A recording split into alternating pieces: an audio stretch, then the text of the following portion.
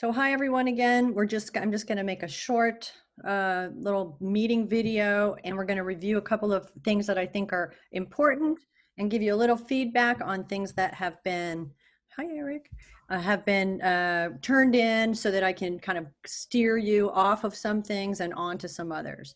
So I'm going to share the screen, and I just want to give you a couple of tips and strategies as usual.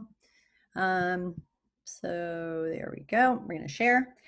So this is November 16th, and on Wednesday, your final draft of the first half is due. And I know that some of you use the first draft to really get feedback, because some of you turned in a whole, 4 pages, and some of you are like, I couldn't get to it, or I'm just going to ask you a couple questions, or it's fine however you did it, but just, keep in mind for the next part that the rough draft is a good time to ask questions and kind of clear up some things. But I know like the human tendency is to procrastinate, but you do have the opportunity to get in there and ask some questions. Okay, so this is something that I wanted to make sure that everybody understands. I'm going to look at this part right here. Actually. Okay, so some of you are using something called parenthetical, which comes from the word parentheses. Okay, so you're putting the last name of the authors in parentheses at the end of a sentence. Now, we are not doing that. And the reason is that for this few amount of sources that we have, it's not that we have so many sources, we're never going to know where you're pulling a quote from. It's also because you all need to practice making it super clear and integrating quotes and where they're from and who's saying what. And sometimes to just plop in a quote and then put a parentheses is not really very clarifying. And as you can see by this example, look at it, it says Dr. Kim Jones of MIT emphasizes, of course I'd have to put a little comma there, it's not the size of the sample, it's control of the variables. And then you'll, to my thinking, I'm like, what? Then you'll put, the name of the authors or the author afterwards, even though it's perfectly clear who the author is from your sentence. So we're just going to keep it that way, okay? That was actually somebody's example. So you're not going to use parenthetical citation. So I've said this to a bunch of you, most likely the ones who are not watching the video, but that's how it is. Don't use parenthetical citation at this point in your, research paper, college paper career. Practice integrating quotes. You may never have to use them if you know how to cite the author. So here we said, I tell you, just in language, to reiterate, when it comes to integrating quotes, you use straightforward manner, which makes it clear to the reader. This is a common sense metric. You can just say, is it clear from what I've written who is saying what? And you can't just say or write Kim Jones, okay? Because we don't know who Kim Jones is. We don't have any credentials. And some of you, sometimes you don't have to put every credential, where they're from. So there's this giant mouthful and it goes on for, lines and lines. Not every credential, just think common sense. We need to know that this just isn't Kim Jones, who I saw on the street yesterday, who I knew from high school, but it's a doctor from MIT. Okay, so we need some scrap of credentials to make sure that we go, oh, okay. So, and of course you won't use the credentials every time, but at least somewhere in there. So here's the example. Do not do this. Let me see if I can put it in red. Okay, so we're not doing parenthetical citation. There we go. So I thought for fun, we would read not Eric's, this is Andrew Johnson's introduction. You got to listen to this. It's really good. So he's very introspective, and he really comes to it. So I don't think you need that. I was just putting it there. So I'm going to read it out loud, but think about what he's saying and what he's, revealing and setting up as he's being pretty introspective about the concepts of the topic to come. Throughout my middle and high school careers, I prided myself on my distance from social media. I was the kid you couldn't find anywhere on the internet. I was invested in my personal relationships, my studies, and most of all, sports and music. I didn't feel that I needed that extra layer of drama and potential chaos. I never thought of it as explicitly negative thing, but there was always some kind of resentment that held me back. Maybe it was that I knew myself to have underlying addictive tendencies, or that I didn't really want to be judged by so many. That's a mouthful right there. Whichever belief it was, it kept me out of the interactive online playground that is social media for the bulk of my teenage years. Recently, I did something counterintuitive to my long held beliefs, and I unceremoniously installed Instagram on my smartphone. I, as well as so many others, believed it to be a completely harmless means of reconnecting with friends and family in the midst of a global pandemic. This was my excuse. Within a matter of weeks, I found that my hobbies, work ethic, and all around drive had significantly dwindled. This left me in a place of mild despair and serious confusion, which I coped with by seeking out that next follower or swiping to that next post. The thing I convinced myself would help me reconnect with people was the thing that was forcing me within the confines of my own personal prison. Hours of each day were and still are lost aimlessly scrolling, mindlessly liking, and hopelessly seeking positive attention for my latest post. Within a matter of 6 months, oh, and everybody, when you do numbers under 10, write them out. I went from vehemently against to deeply obsessed with one of the most popular forms of social media. It started as a means of connecting, sharing, and exploring, but developed with time into a means of attention seeking and unrealistic comparison.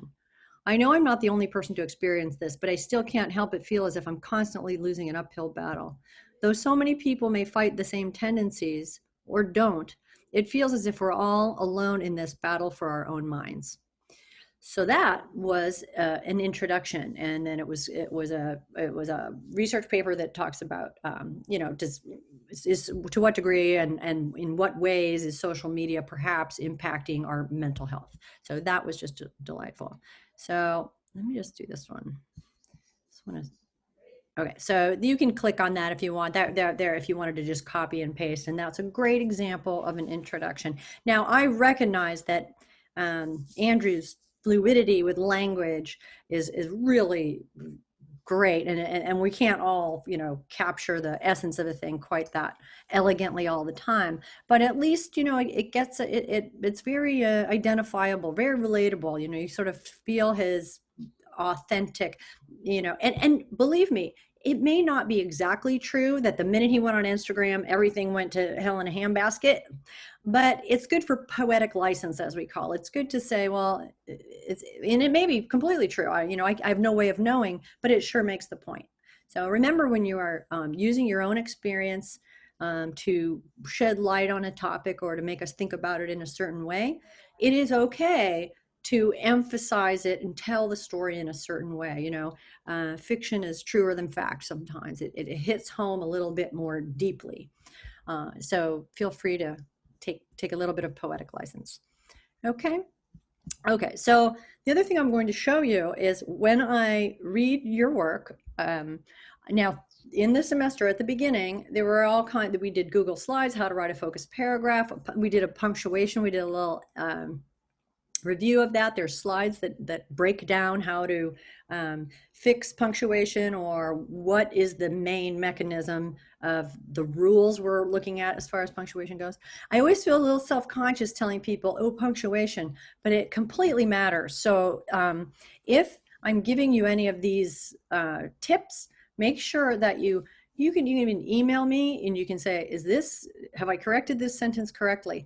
At this point in the semester, I'm going to stop correcting all of them. I'll just do one. And if I say sentence joining, and some of you only do it every so often, but you should all be reviewing everything to see, checking for all those kind of grammatical things. And as you can see, I was just reading something that I had read 3 times and I went, oh, you've got to write the word 6. So you should be going through your papers again and again, not only for punctuation, but for other issues that come up where, and most of all, is my point clear? Am I going logically, sequentially from one thing to the next? And that is the biggest issue in most everybody's essays.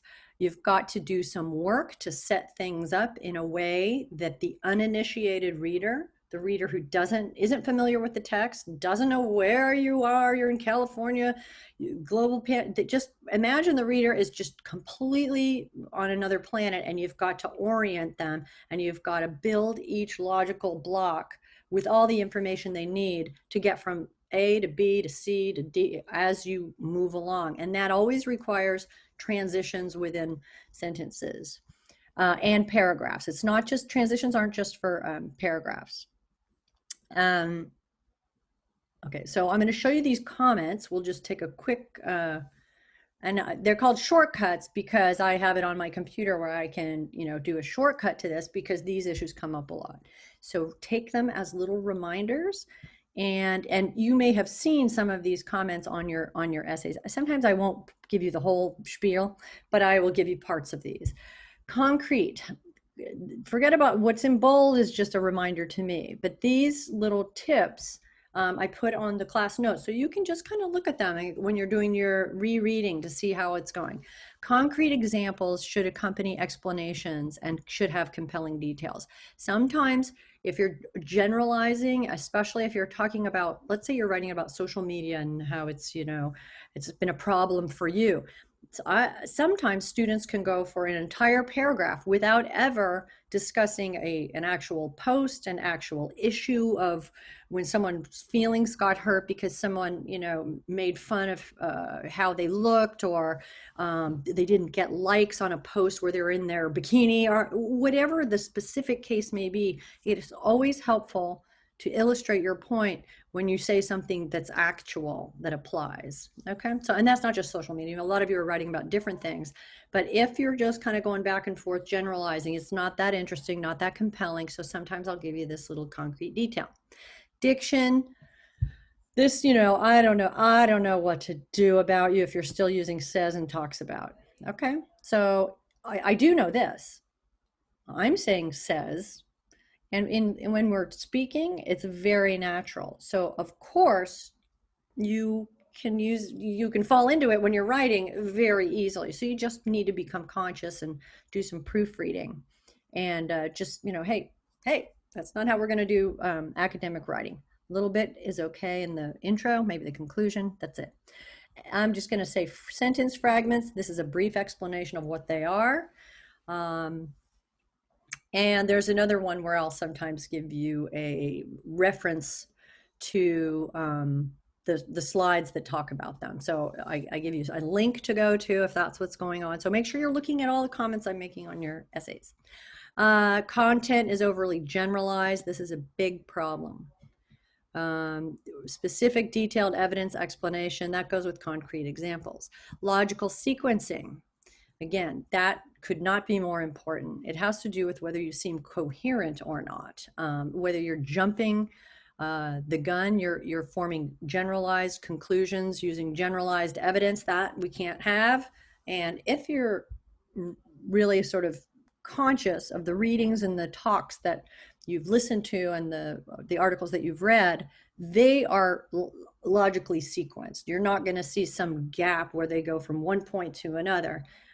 There may be, here and there, if you're really analyzing them, you say, hey, well, Kelly McGonigal didn't really tell us how we're supposed to change our thinking about stress, for instance, but she wasn't claiming that that was the purpose of her talk. It was that would be for another day, I suppose, Kelly. Okay, so MLA, if I'm putting MLA, if I'm giving you this little review all the conventions, it could mean a lot of things. It probably means that you didn't put the title in quotes, you're using italics, you're not quoting accurately, you're not citing the author, you're describing what's in the article or the talk, any text, and you're using the ideas from it. You're claiming, you're describing them, but nowhere is the name of the person who invented them. Can't do that. That's plagiarizing. Even though you're not copying something word for word, if you describe someone's ideas, like some of you would begin to write about the danger of a single story in your introduction, and you would reference a single story. Well, that is kind of Adichie's phrase, so you can't really go tossing that around without giving her credit. So, and then this is the famous P for punctuation. I'm sure a lot of you have gotten it, and I hope that you get some feedback from me or the writing center. Sentence joining is the one thing. It means like in between your sentences, they're not joined correctly, and it is quite a big deal. So here we have our slides, and the best thing you can do is practice on a couple sentences that needed fixing and see if you can get yourself to understand the principle. You won't always have someone going through your paper who knows how to do it and fixes it for you. It's a very hard thing to learn, but the only way you will learn it is if you consciously try to. Okay, phrasing. Phrasing just means that some of the word choice, the way something was phrased did not express what I am concluding that you are intending to express based on what precedes and follows your statements. It's not coming out right. So that's just kind of a reminder to rephrase. So if you get something that says rephrase, please don't try to use the same words in a different order. Just rethink it a little bit and then try it again. The rubric is, what the grading scale is, and you're all familiar with that. Avoid says, surface errors. Sometimes if you've got grammar, phrasing, punctuation, all of those things, I'm referring you to the writing center. Oh, here's a big one. I've discussed it before. This and it. This is a big thing. When you are writing and you're discussing the concept of the overuse of the internet, say, which is, it's quite the topic for us all, or over dependence on you can't just then proceed saying this does this, it, and expect that we still know what you're referring to. Because what happens is you'll say this overuse of the internet is causing us to become, as Carr puts it, scattered thinkers. This is how we sometimes come to understand our new ways of communicating. Then you'll say this, and no one knows whether it's referring to the new ways of communicating or the original thing that it and this are very dangerous to me, when I see it and this a lot, I feel like maybe you've just gone, ugh, it's too much trouble. You have to rephrase it in a meaningful way, whatever the it or the this is. And in so doing, usually you clarify your meaning greatly. So if I give you the it and this, I'm not rolling my eyes. I'm just saying, let's keep track of what the it and this refers to. It's a very easy kind of, I don't feel like thinking this, completely through all over again. So you have to. That's what you're here to do. And then this, it comes up. It never left you. A topic sentence. Always pay attention when you go back and read your work, because it's okay to generate text, start writing, get it going. Go back, look at the first two sentences. First sentence, very important. First two, very important, of each paragraph. And is whatever those two sentences contain, is that the topic of the paragraph? Because sometimes you're kind of gliding into it and you didn't know where you were going, and then by the time something is really happening, you're really getting onto an idea, I'll look back and the topic sentence has nothing to do with it, or it's kind of removed, or it could have been announced more clearly. So always think about revision and the topic sentences and how that goes. Beginning sentence, you have a transition, and then you announce what the paragraph's about. Okay, and as you're writing, you're just generating, go wild. But and get the ideas going, get them out there. Think of it as sculpture. You're gonna take away, you're gonna chip away at some parts of the rock, the substance, to make the clear formation of a work of art. You're gonna do it. Okay, so the topic sentence is really important. Don't forget about it. And then transitions are bridges that connect sentences and paragraphs. This is a link you can go to that I've segmented out: transitions, introductions, conclusions, and we'll look at that in a minute. So this is, this is the actual content. So just let's look at it right here. This, when I'm talking about logical sequencing, it has to do with transitions, and transitions aren't always a word in and of itself, like another point, that's just a really obvious way of transitioning. But transitions mean that you kind of scoop the idea from the previous sentence into the next sentence so that everything hangs together. So if you look here, Okay, so I'm just going to read this part. Transitions, words and phrases that carry the reader from one idea to the next. They help a reader see the connection. So you're connecting everything or relationship between ideas. Just as important, transitions prevent sudden jarring mental leaps between sentences and paragraphs. Okay. And if they're suddenly, I was born in Idaho, what? In the middle of something, and we're like, well, why? And we can see later why that relates. That's not good enough. It has to relate pretty much as you go. Okay. So here's one way that you do it, and I did it in a sentence right here. Transitional fluidity means it flows smoothly requires the repetition of key words and phrases. Now here, these key words and phrases keep the focus steady on the idea of the paragraph. And then I said, see, I did it right there.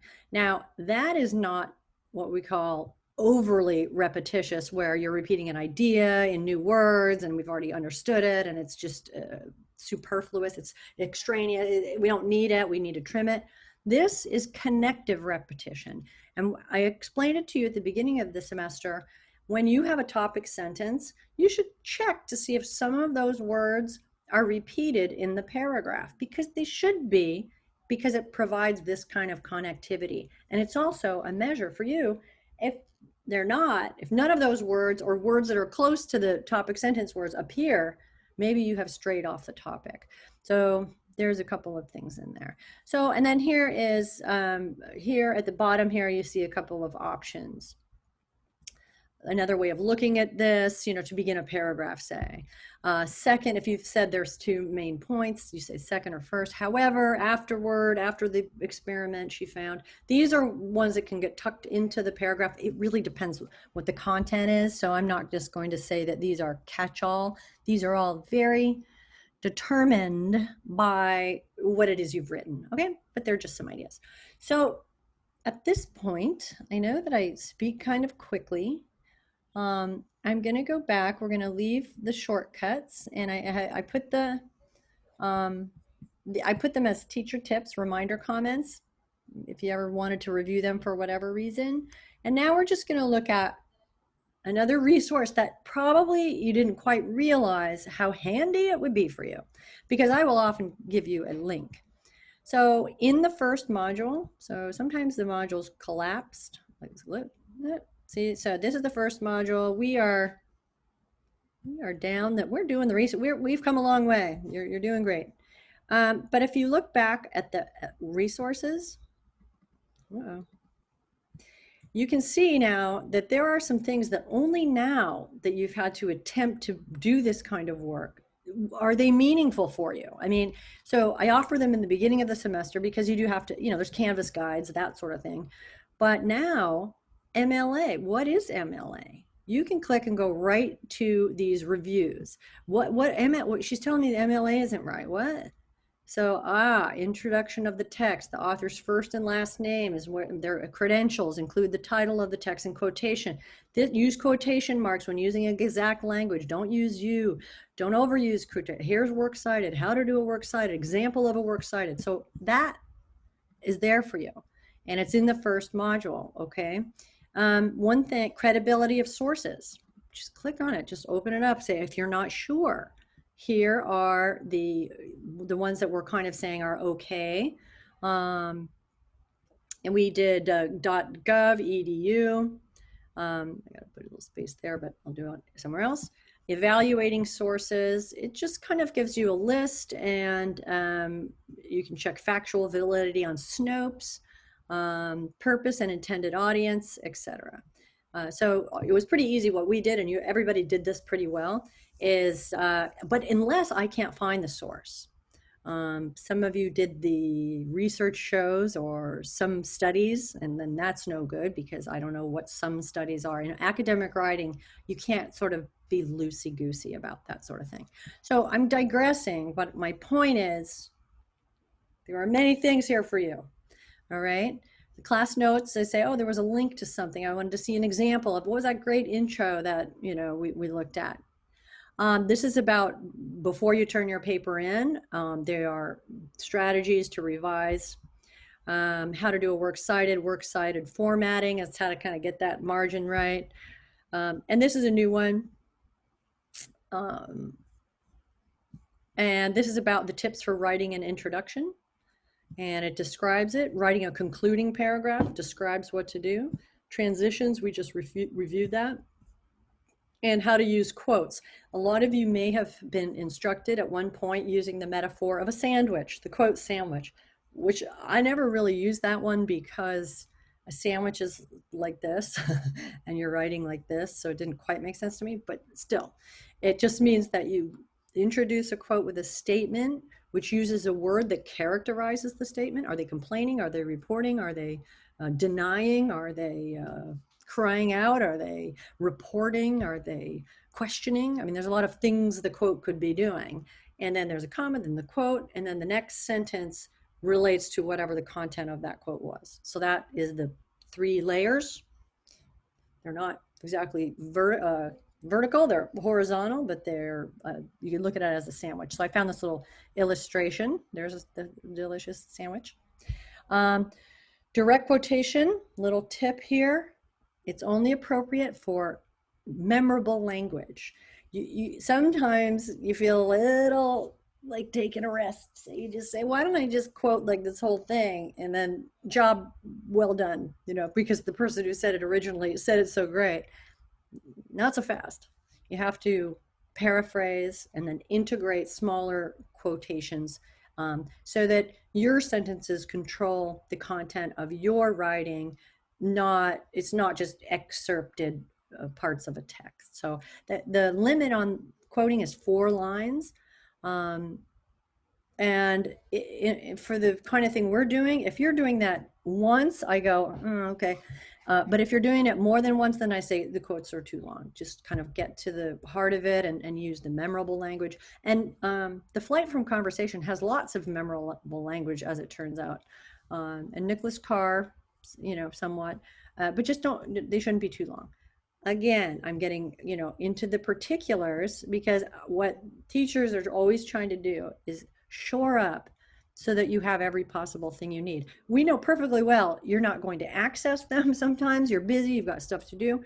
But remember that all these things are in you can see how the semester went along, how to submit a Google Doc, guidelines for a discussion. We're past that. But MLA basics, the rubric, how are you graded? What is it? What's a 6 essay? What's a 5? Writing focused paragraphs, that's a key one. That has to do with everything I've been talking about in our little session today, which is making sense, linking things together using transitional words and phrases and strategies, we'll call them. Transitional strategies. It's not that there's a bank of words that do the trick. It does have to do with how you construct and phrase, each sentence one to the next. Okay, then there's our class notes that have different links and examples. And then let's not forget that down below, essay assignments. If the essay assignment closes, because I keep them open usually a week before, a week after, even longer for the most part. You can always go back and look at the assignment again if you need to. Example essays there, la la la. So this is essay 2. Even if you're doing your research paper and you want to look at the research ones, they are there's 2 of them there. There's 3 of them there. And you can see how very different they are, but they do sort of follow these same sort of guidelines, all right? And some of you have asked, well, how do I use personal experience in the research paper? Here, I'm going to get out of this, but I also want to tell you this. There are so many resources for you in the modules. This is, again, how to write a focused paragraph, example of a single point analysis, summary example, all those paragraphs, there's always examples of how to do each type. So that is something else that you can think about. Okay, so you have example paragraphs, example essays. That's what you need to know. And then in the very first module, you can have MLA. If you're going to, what's MLA? I don't get it, whatever the case may be. Introductions, how do I write a conclusion? What's that all about? Because I say many things and I write instructions and they're very dense, and you may have, forgotten about them by the time you're actually, all into writing your essay. Okay, so that is for the most part what I wanted to cover today. And what else? I think I'm going to unshare, and I'm just going to ask if anybody has any questions about any of this. Everybody good to go? I don't see anybody's face. Show yourselves. All right, so I'm gonna, unless, let me check the chat. I don't think so. Oh, look, it's Emily G. She came. Hello. Everyone wants to show their faces. Okay, so I've said a million things. I'm giving you resources that are on the very first module. If you forget about MLA or quoting, there's all kinds of little tips and documents. We've looked at a shortcut. It's called shortcuts to me because I do read, oh, there's a generalization problem. Oh, logical sequence is off here. And sometimes I'm tempted and I will begin to kind of rewrite or rephrase. And hopefully you can use that as a model here and there. And in your assignments, I've been doing that, a little bit. Except on the rough draft, I probably did it a little bit more. I'm not really supposed to be rewriting your work, but sometimes I think it's necessary for a sentence or two to just, and remember, I'm going to say things in a different way. I'm going to write them differently than you might, but it gives you a sense of, oh, I see how that can be connected, or I see how my phrasing was off. I don't do that everywhere. If there's any point where I'm rewriting something, the point of it is, I'm just showing you something for you to learn how to do it yourself. Your whole goal is to get rid of me or someone else overseeing your process so that you can oversee your process and read it out loud. Think about it as you go. But unfortunately, the bad news is that requires doing it over and over and over, and just kind of combing through more than one time. Okay, so anybody have any questions? Everybody on board? Oh, look. Yes, Eric. Sorry, I've got a question. Yes. So I was looking at the rough draft for pages 5 through 8, and there wasn't a full or complete guideline, I guess, as was listed in the original draft for the first 4 pages. Right. What are you looking for in those? You are just going to carry on doing what you were doing in the first 4. In other words, you're going to bring in new ideas, probably some new sources. You're going to continue the discussion. So that's all. And and sometimes I'm always in a little bit of a fix when I give you those guidelines, because teachers really disagree about whether that's confining and making students too worried about saying, like what you just said, what do you want? I'm trying to get you to write a really cogent, interesting, informative discussion that moves in a sequential way about a topic that is narrow enough. Now, if I tell you exactly the exact format, some people find that a little bit stifling. So I'm just going to say it may be that, let's say you've kind of got a couple of sources, you've got a couple of ideas you've developed, and by the time we get to the 5th page, you think you might want to insert just an entire paragraph that is about your own experience of that. Now you see, if I make you do that outline, you're going to go, no, I'm not going to do that, even though it might be really interesting and really relate to it. You know what I mean? So I want to give you a little room to do your own thing, but it is the same kind of discussion. The discussion continues. You've got sources and you've got a topic sentence, which gives us a new take on the topic that is up for discussion in your paper. So it just carries on. And then in what we just looked at, conclusion points to the future, brings in a new spin on things. The conclusion is another kind of creative endeavor that you can look at the examples, or you can look at how I've described the conclusion and then go from there. All right. Just because I saw the on the first rough draft for the first 4 pages, you had the introduction listed and then 4 single point paragraphs that you were asking for. Are you asking for those 5 total paragraphs or the 1,000 words? Oh, the whole thing is 2,000 words. So it's 4 pages and 4 pages. So the second 4 pages continue on in the same. Okay. So sorry to reiterate. No, totally fine. I can look at the assignment too. I want to make sure that it's as clear as possible.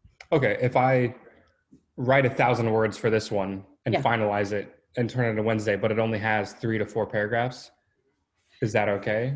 Yeah. Or do you want the 5? Well, No. Well, this is exactly the kind of leeway that I want to give you. But if you Okay. find that a paragraph is 2 pages, it's going to be too long of a paragraph. You're probably going to want to break it into Hmm. two. And it could be on the same Understood. topic though. See, here's the problem when I say paragraph one, paragraph two. Sometimes a topic is so kind of big that it needs like a 2 paragraph scenario.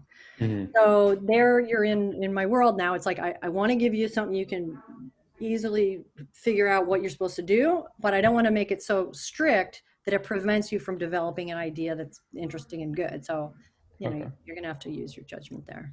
And to get back to you about last week, Mhm. when I was saying I was having problems accessing Oh yeah. some studies, I was able to access it with the librarian through the school, so Oh, it's okay. it Good. works well. Okay. It was And just did you do like a chat with the librarian? it was just out because I was trying to access my source outside of the library. Oh, okay. But once I went through the school library and I talked with them, they were able to link me through to it. And is it because they are the ones who subscribe to all these different publications? Yes. Yeah. Very good. Great. Thank you for your help. Sure. All right. Anybody else? Lindsay G, Christy, Jennifer, Emily G. All right. Everybody good? I really am interested in what Eric was saying there because I'm going to look over the instructions again and maybe tweak the language a little bit, just to make sure that you recognize that the reason the second half isn't as defined is because I don't quite know what you'll have done in the first half. And an outline is always helpful, but it can be kind of confining as well. So I want to make sure that you recognize that what I'll put in there, language that sometimes one idea may need 2 paragraphs. So we'll just have to muddle through as best we can. The most important thing is to just start writing and then take a look at what you've written and then reorganize as you need to. And the other thing is the first half of this paper, it's 1,000 words. It doesn't need a conclusion. Okay. I was assuming you would think that, but then I realized I didn't actually specifically write that because it's half of a larger paper. It can end weirdly. Okay. So I will send you a little note on that. It doesn't have to, don't wrap it up. It doesn't have to be wrapped up. It can end abruptly and you won't get dinged because it's part of something bigger. Okay. And then you may be changing that first part after you get graded on it. I'm going to say a couple things about it and you may be altering it. So that's fine. It doesn't have to have the conclusion. I'll make sure that is in the instructions for the, I don't know if anybody's going to read the instructions again, but if you're seeing this video, remember that you do not need a conclusion. I think I'll send an announcement of that because I don't think people will be clear on that now that I say that. Okay, good. Anything else you can help me with? Eric, set me straight. We got it? All right. Okay, I'm going to end the meeting and make sure if you have, you can there's still time like tomorrow to email me a little segment or something or a question and I can get right back to you. Okay. All right. Thank you. Yep. We'll see you. Have a good day. Stay safe, everybody. There's COVID everywhere. I know. Do you mind if I ask a couple of questions Sure. once you finish recording? I don't know how to stop recording. Hold on.